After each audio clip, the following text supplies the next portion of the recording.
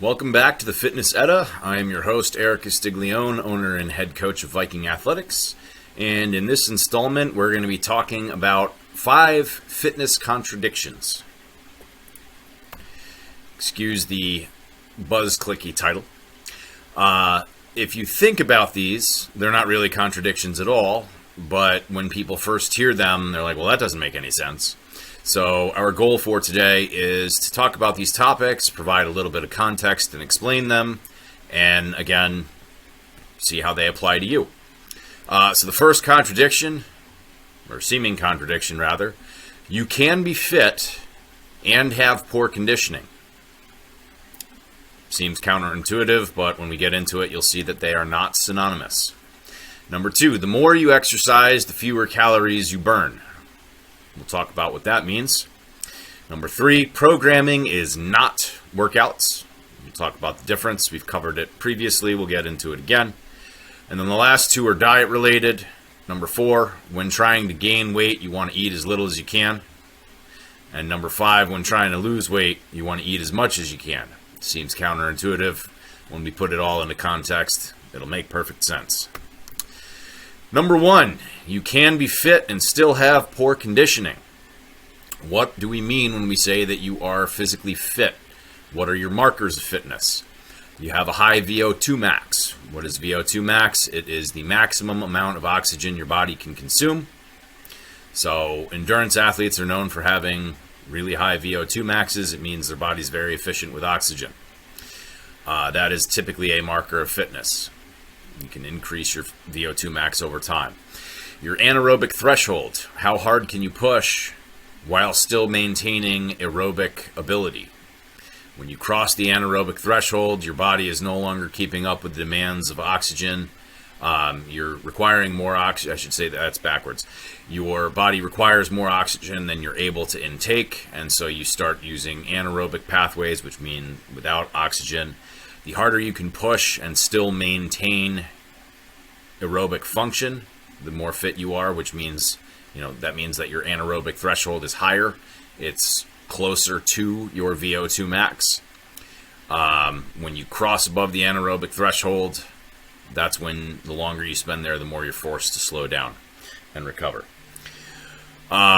Next, we have resting heart rate.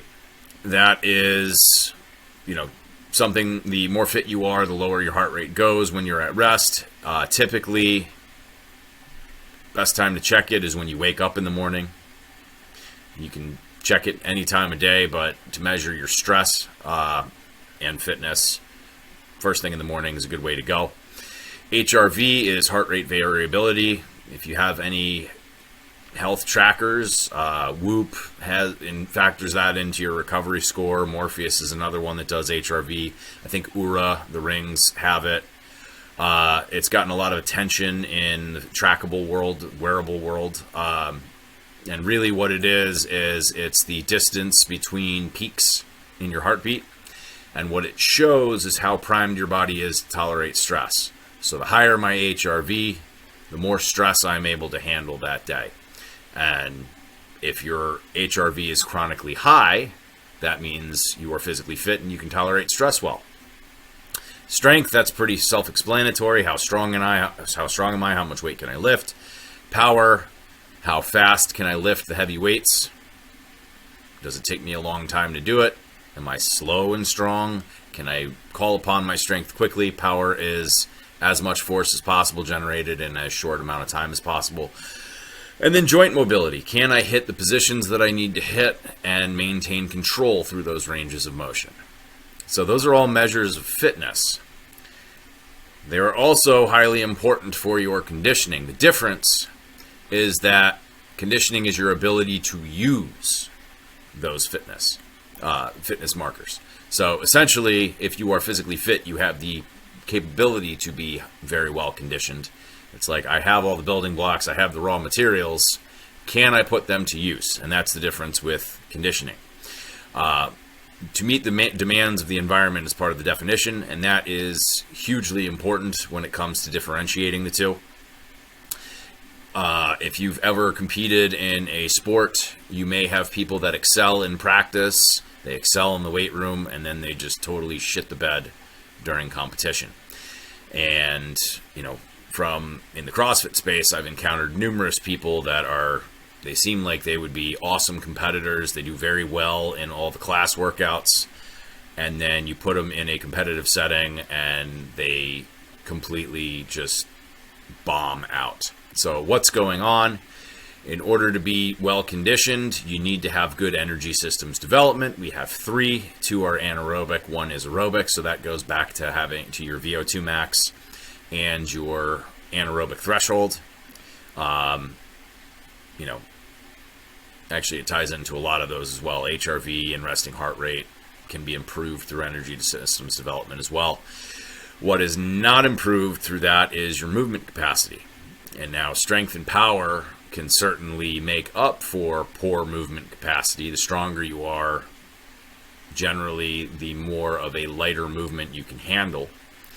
But what we mean here is, am I able to perform the same movement over and over again? Am I familiar with this movement? Have I practiced it? Are my motor patterns sufficiently developed? And if not, I'm going to have a lower capacity. So, for example, let's say you have somebody that is a power lifter. They're very good at squat, deadlift, and bench press. But you put them in a CrossFit workout that has power cleans. Power clean may be significantly lighter than what they're able to deadlift off the floor. But when you're trying to cycle through it at different reps, that explosive, for multiple reps rather, that explosive hip power, getting the bar up to the front rack position, which frankly most powerlifters are not able to hold, you're going to be very inefficient in this movement. You're not going to have as high a movement capacity, and you're going to gas out. And then most importantly, well, I shouldn't say most importantly, but it's equally important to the other two, is the mental game. Are you able to handle the stress of competition? And this is where my aforementioned examples tended to shit the bed, is they would psych themselves out, they're overstimulated, and they burn out from, you call it adrenal fatigue. Their fight or flight response is going through the roof pre-workout. They can't shut it off, workout anxiety, and that all plays a role. Mental game also takes into consideration your workout strategy. Did I have a good strategy that played to my strengths? And again, that is contingent upon not only having movement capacity and energy systems development, but being aware of what your abilities are. Am I self-aware enough in my physical capabilities? And then the execution of it. Did I have a plan that played to my strengths? Did I stick to it? Or did everything go off the rails? When we say the needs of the environment, that is your competitive setting. And it could also be your literal environment. Great example of this, Alec Blennis is the current world record holder for the Murph workout, for anyone in the CrossFit space or who's read the Men's Health article about what Murph is. It is a 1 mile run, 100 pull-ups, 200 push-ups, 300 squats, another mile run. Generally performed with a weight vest for us mere human beings, us mere mortals. You can partition the calisthenics. So you can break up the pull-ups, push-ups, and squats however you need to. For the world record, you do it unpartitioned. You do everything as written in order with a 20-pound weight vest. His goal was to do this in under 30 minutes, and that would have been a new world record for him. He would have been breaking his old world record. Come game day, he didn't even achieve his current world record, and the problem there was he was training in temperatures that were 50 to 70 degrees, and when he flew down to where the competition was being held, it was hot and humid. I think it was about 85 degrees that Memorial Day, and he was not properly adapted to the environment. So generally, if you're training in different temperatures, you can, if you're going from hot to cold, super cold is going to be a problem, but especially if it's a lot of running involved, like 50 degrees tends to be perfect, 50 to 60, so not too much of an issue there. If you're going from 80 to 50 to 60, your body temperature will rise, and you can, the ambient temperature actually helps you manage your body's heat. But if you're going the opposite way, and you train in 50 to 60 degrees, and then you're going to 80 plus, you're going to have a hard time with heat regulation. You're going to tire out a lot faster. So the literal environment plays a role there, and then obviously all of your mental factors. Am I mentally tough enough to adapt if something doesn't go according to plan? Did I make an error in my execution? Can I live with that error and rebound? Or do the wheels just come right off? So again, fitness and conditioning are not the same thing. You can be decently conditioned without super high levels of fitness, and you can have super high levels of fitness and still be poorly conditioned. In order to have the best possible conditioning, you need to be very physically fit. So they feed into each other, but they are not the same. So again, now that we've contextualized this, it's not really a contradiction, but when you first hear it, it kind of sounds like one. And since movement capacity is one of the three factors of conditioning, it feeds in nicely into the next one, which is the more you exercise, the fewer calories you burn. What do we mean here? We're talking specifically about movement efficiency. If I start running, and I have not been doing a running program, I'm a newbie when it comes to the sport of running, I am going to see potentially a lot of weight loss when I first start running. My body is wildly inefficient with this. It's new to me, and I can end up shedding a lot of weight. However, our bodies are pretty well designed to stay within the current range for where we exist. It's called homeostasis. It's an equilibrium state. Body doesn't want to gain or lose weight. It wants to stay right there. So what happens is, as we continue training, we become more efficient with our movements. And that's what this nice graph down here shows. This is movement efficiency in expert versus novice swimmers. We've got novice swimmers right here, and you can see they're kind of all over the place. Basically, this is just a proxy for how much energy they're expending with what they're doing. And you can see it's highly elevated because they're just wildly inefficient with their movement patterns.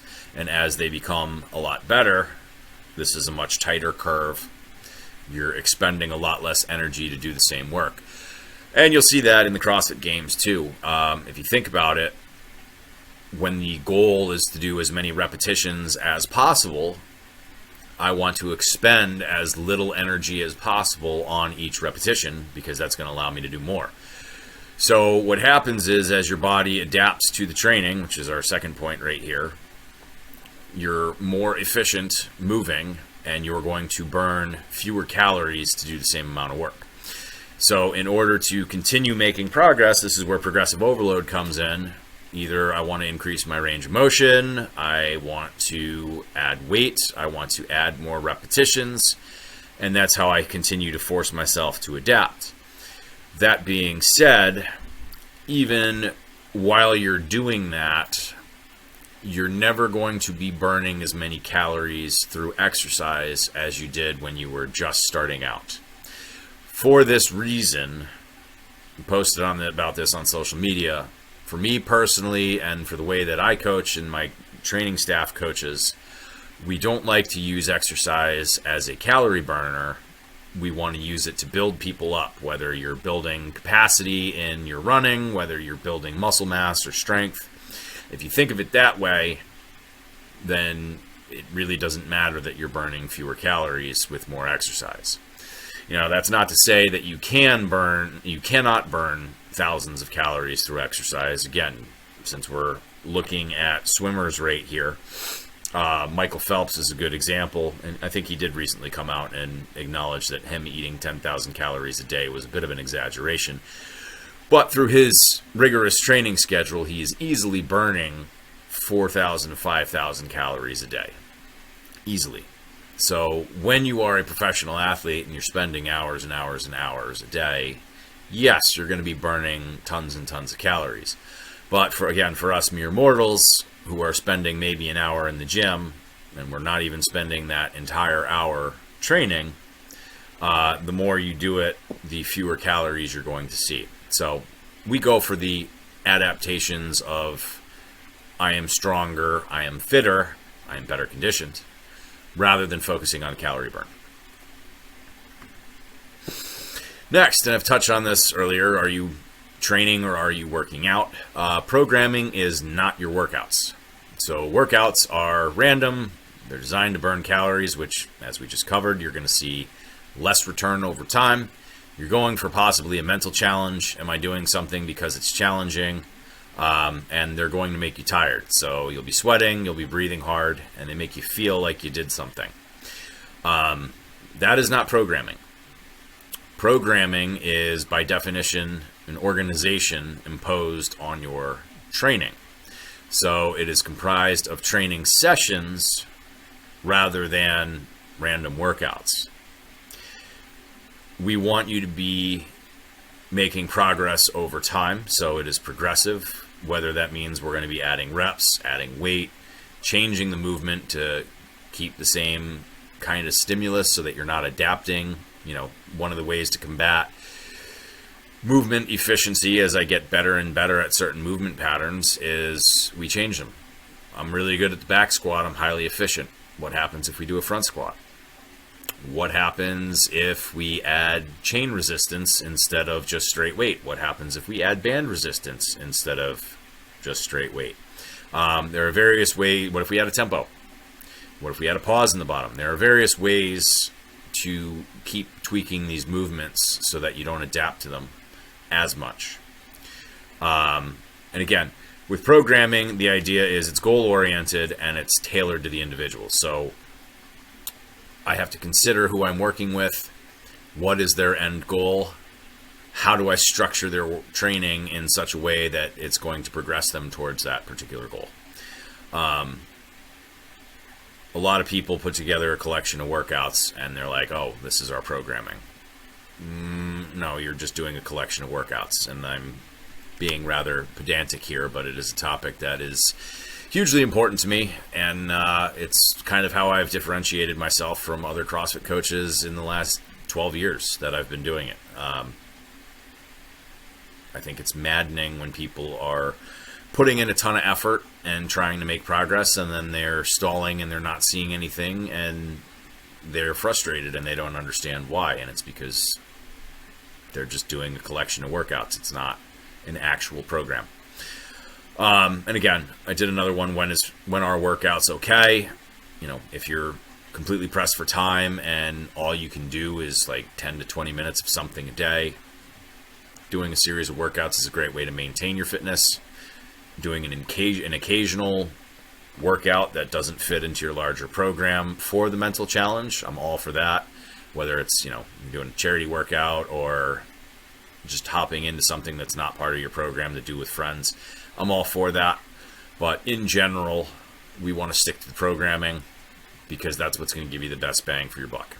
But, you know, call me biased. This is a hill that I will die on repeatedly, and I argue a lot with other coaches about this because some will argue that your programming doesn't matter. I think that's doing a disservice to clients, but that's me. So, again, the difference is the organization and the structure and the goal, as opposed to just trying to make people tired and sweat. Programming is not workouts. For our last two, we're delving into the world of nutrition. When you're trying to gain weight, you want to eat as little as possible. What does that mean? It means I'm not trying to minimize what I'm eating. It means I'm trying to minimize the caloric surplus that I'm in. So we talked about calories in our last episode. And what we said was you can try to calculate, and there are numerous methods out there to calculate your maintenance calories. And a lot of people like to think of it as a fixed number. The reality is it's kind of a range. We talked about, you know, the equilibrium state that your body is in, it's homeostasis. I can go slightly above or slightly below my maintenance calories day in and day out and without issue. My body can buffer that. If I go way out of my range, even for a day, my body can handle that. You know, if you ever have an epic meal where you're, you know, I like to use steak as an example, especially a ribeye, because it's very, very caloric and people don't realize it. But let's say you go out and you have a 16-ounce ribeye with all the sides, fixins. You get appetizers, you get dessert, you have alcoholic beverages, and that's one night. With that meal alone, it's actually not that difficult to exceed 2,000 calories in that meal alone. You might start sweating. You might be hot the rest of the day. That's your body raising its temperature to help burn off this extra energy that you've ingested. If you do that regularly, then you're going to see a massive gain in weight. So when we are trying to gain weight, for most people, they are more interested in building muscle, and they want to limit the amount of fat that they burn, adipose tissue. So in order to do that, once we've calculated our maintenance, we want to be slightly above that. Generally, we say 200 calories to start. If you want to use a percentage, I would say 2 to 5% above that. And our goal is to get just outside of that maintenance range. You won't know that you're there unless you're monitoring the scale. And so from week to week, if you start to see a slight increase, then you're on the right track. If you don't see any increase, you increase the calories a little bit more, add another 100. And we're trying to nudge ourselves just out of this range because we want to build muscle without building fat. If I'm in a massive caloric surplus, I'm going to build both. Which for some people, we call that a dirty bulk. For some people, if they're trying to get as big as possible, as fast as possible, and then they're planning to cut down later, that might be a strategy that works for them. But for the vast majority of people, we're trying to build muscle without building fat. So we want to go on the smaller side in terms of surplus. So that's what we mean when we say we want to eat as little as possible. Now, the last bullet point I have here is nutrient partitioning. If you are brand new to training, well, then you're just totally in luck, because what you can do here is you can get away with a bigger caloric surplus. And what happens is, we talked about the body's ability to adapt, and we talked about movement efficiency. Your body's processes also get more efficient the more you use them. So what happens here is, if you've never done any kind of serious strength training, your body will actually partition its nutrients, and it will use protein and carbs, the glucose from carbohydrates, to build muscle, and it will burn fat. So this is the holy grail, what we call of body composition: building muscle and losing fat simultaneously. It is possible in 3 circumstances, and one of them is when you are brand new to training, and that's what nutrient partitioning is. So that's why we mention it, is if you're brand new to strength training, you can get away with eating a little bit more, and it doesn't really fall into this. But if you've been training for any serious amount of time, or if you've messed around with your diet at all in the past, eat as little as possible in order to gain weight. Slight caloric surplus. On the flip side, eat as much as possible to lose weight. Again, you're not binging and stuffing your face. We are focused on losing fat, not just weight in general. We want to preserve our muscle mass.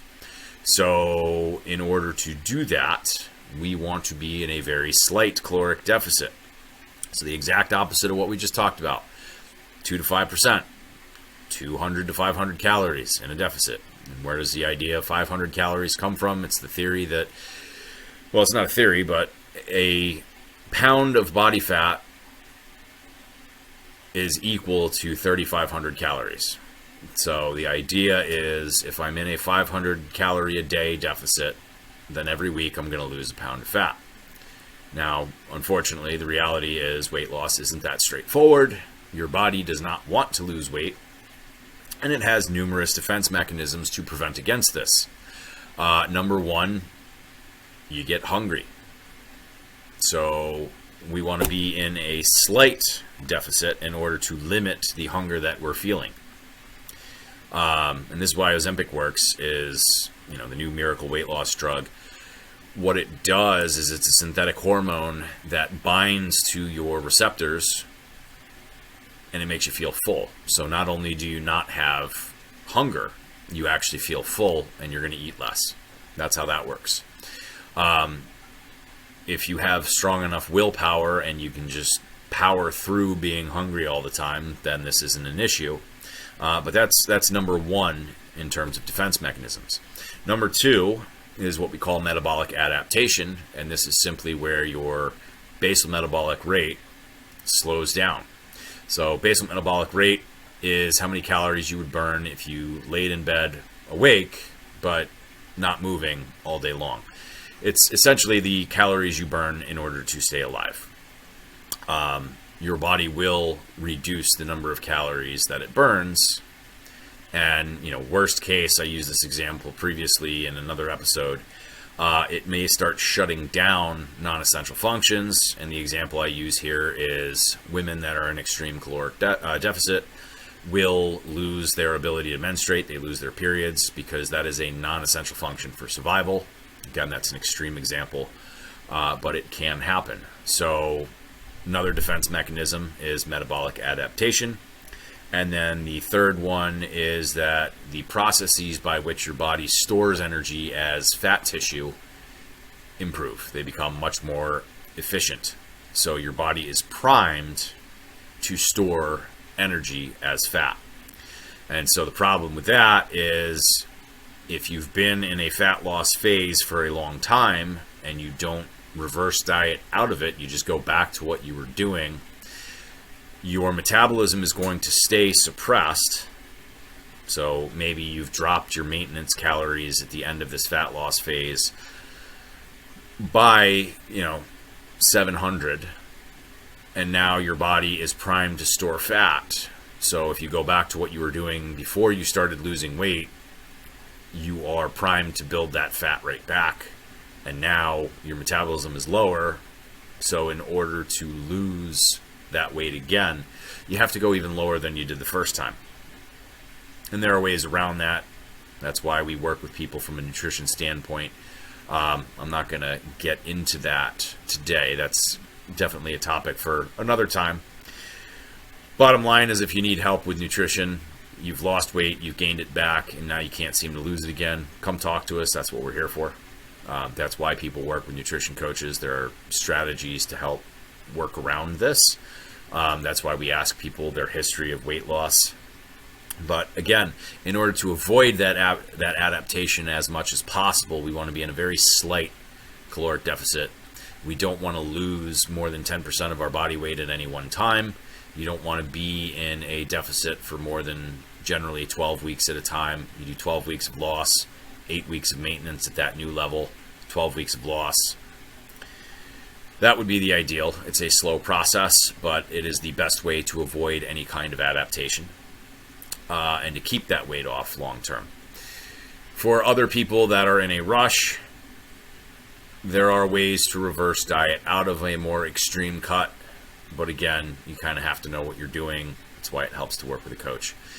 Essentially, we want to avoid the biggest loser situation where they did a study on, I forget which season, but just about all the participants gained that weight back almost immediately, and their metabolisms remained suppressed, and they couldn't lose that weight. Some of them actually gained back all that weight plus some. It does make sense if you think about it. You go back to what you were doing pre-weight loss, you're eating at that same level, but now your maintenance calories are significantly lower. That means you're now in a surplus for a prolonged period of time and you're gaining weight. So again, we want to avoid that. Eat as much as possible to keep yourself in a very slight caloric deficit. So that would be our last seeming contradiction. And now that we've added context to all 5 of these, hopefully they make sense. And maybe they're even common sense if you add a little thought. But again, the idea is they're not really contradictions. You just need to think about it a little bit. So hope you liked this episode. If you did, give us a like, give us a subscribe. If you have topics you want covered, comment. If you got questions, leave a comment. Happy to answer. And we'll catch you next time.